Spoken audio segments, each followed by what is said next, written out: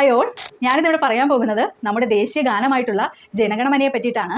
ജനഗണമന എഴുതി തയ്യാറാക്കിയിട്ടുള്ളത് ശ്രീ രവീന്ദ്രനാഥ ടാഗോർ ആണ്. ബംഗാളി ഭാഷയിലാണ് ജനഗണമന എഴുതിയിട്ടുള്ളത്. ആദ്യകാല നാമം ഭാരത് ഭാഗ്യ വിധാത എന്നതായിരുന്നു.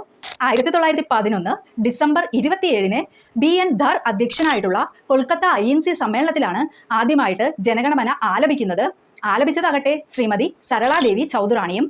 തുടർന്ന് 1912 ദേവേന്ദ്രനാഥ ടാഗോറിന്റെ തത്വബോധിനി പത്രികയിലാണ് ആദ്യമായി ജനഗണമന പ്രസിദ്ധീകരിക്കുന്നത്.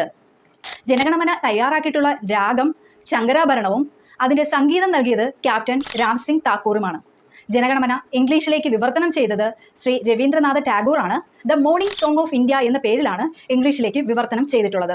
ജനഗണമന ഹിന്ദി ഭാഷയിലേക്കും ഉറുദു ഭാഷയിലേക്കും വിവർത്തനം ചെയ്തത് ആബിദ് അലിയും മലയാള ഭാഷയിലേക്ക് വിവർത്തനം ചെയ്തത് കുറ്റിപ്പുറത്ത് കേശവൻ നായരുമാണ്. ജനഗണമന സാധാരണയായി പാടുവാനായി 52 സെക്കൻഡും അതിന്റെ